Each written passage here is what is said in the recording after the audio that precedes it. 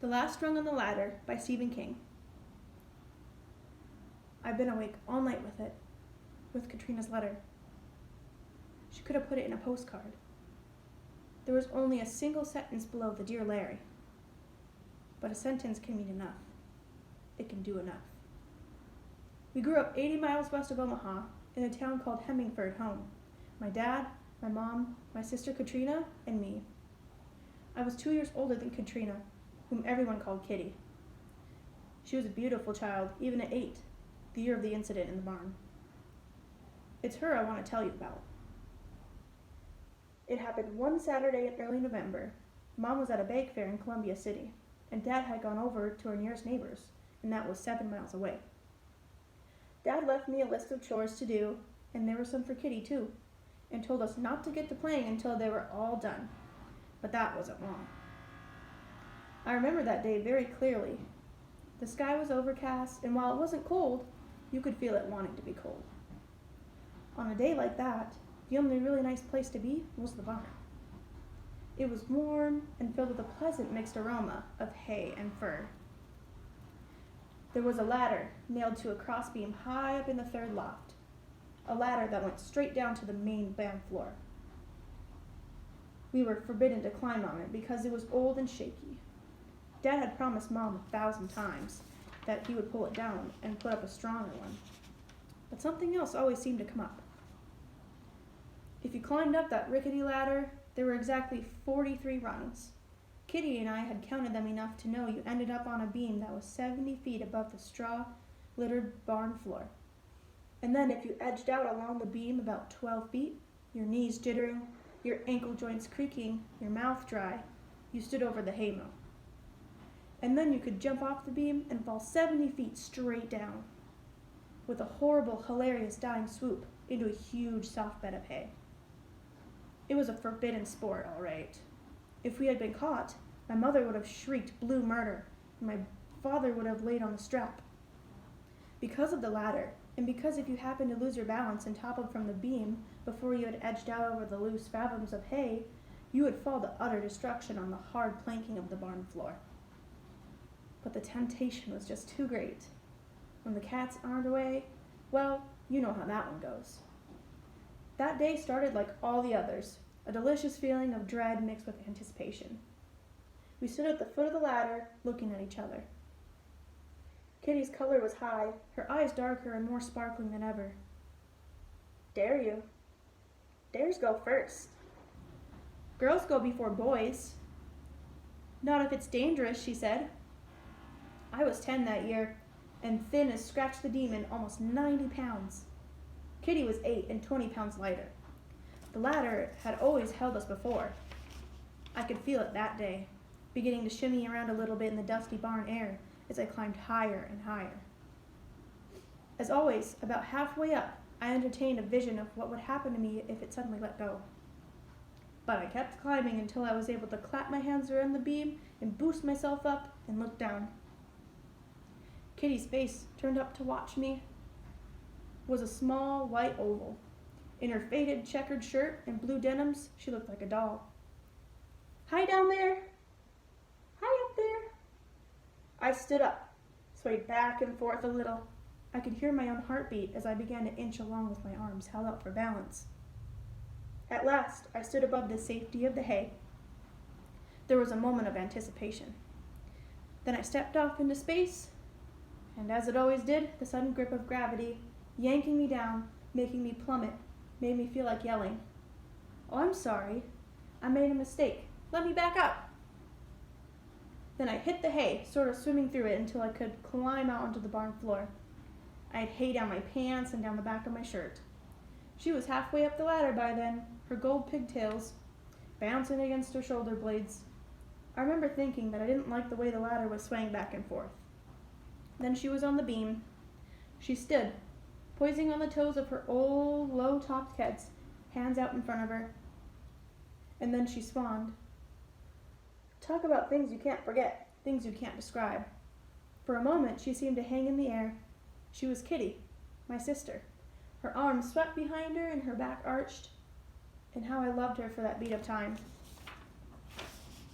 Then she came down and plowed into the hay and out of sight. An explosion of chaff and giggles rose out of the hole she made. I'd forgotten about how rickety the ladder had looked with her on it, and by the time she was out, I was halfway up again. I felt the ladder moving beneath me, and I could hear very faintly the whining rasp of old nails loosening up in the wood. And for the first time, I was really actively scared. I think if I'd been closer to the bottom, I would have gone down and that would have been the end of it. But the beam was closer and seemed safer. 3 rungs from the top of the whine pulling the nails grew louder, and I was suddenly cold of terror, with the certainty that I had pushed it too far. The fun of the game was gone. I hurried out over the hay and dropped off. I came out to the middle of the barn to see Kitty hurrying up the ladder. I called, "Hey, come down! It's not safe!" "It'll hold me! I'm lighter than you!" "Kitty!" But that never got finished, because that was when the ladder let go. It went with a rotted, splintering crack. I cried out, and Kitty screamed. The rung she was standing on gave way, and then both sides of the ladder split.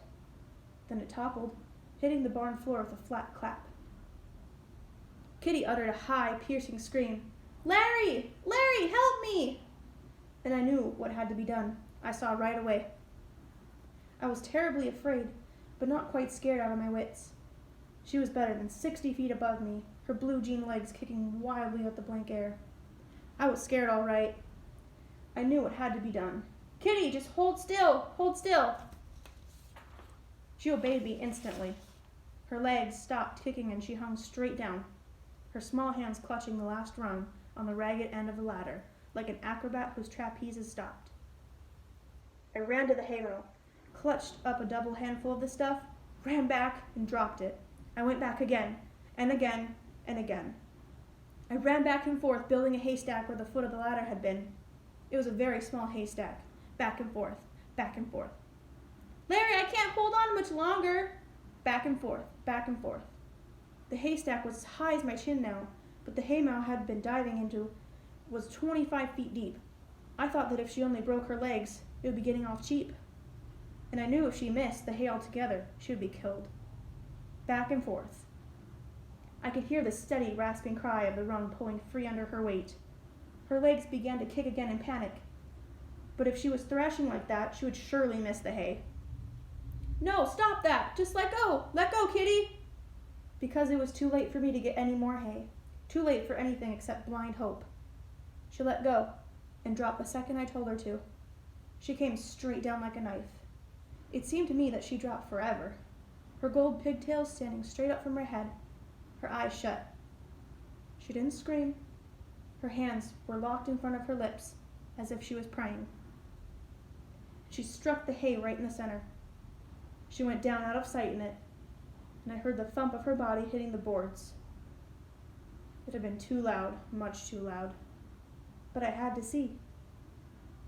Starting to cry, I pounced on the haystack and pulled it apart. A blue jean leg came to light, then a plaid shirt, and then Kitty's face. It was deadly pale, and her eyes were shut. She was dead. I knew it as I looked at her. The world went gray for me, November gray. And then she opened her eyes. "Kitty? Kitty? Larry? Am I alive?" I picked her out of the hay and hugged her, and she put her arms around my neck and hugged me back. "You're alive," I said. "You're alive, you're alive!" They let me in to see her just before bedtime. She looked at me so long and so lovingly that I was uncomfortable. Then she said, "Hey, you put down hay." I didn't know what you were doing. I didn't dare look down. I was too scared. I had my eyes shut the whole time. "You didn't know? Didn't know what I was doing? And when I told you to let go, you just did it? Kitty, how could you do that?" She looked at me with those deep blue eyes. "I knew you must have been doing something to fix it. You're my big brother. I knew you'd take care of me." It was the end, but somehow not the end. Somehow it never ended until 9 days ago, when Kitty jumped from the top story of an insurance building in Los Angeles. I have the clipping from the LA Times in my wallet. The headline reads, call girl swan dives to her death. We grew up. That's all I know. Other than facts that don't mean anything. The only things that matter are that we grew up and she swanned from that insurance building, and that Kitty was the one who always believed that the hay would be there. Kitty was the one who had said, "I knew you must be doing something to fix it." Those things matter. And Kitty's letter. Dear Larry, I've been thinking about it a lot lately, and what I've decided is that it would have been better for me if that last rung had broken before you could put down the hay. Your Kitty. She was the one who always knew the hay would be there, and I wasn't.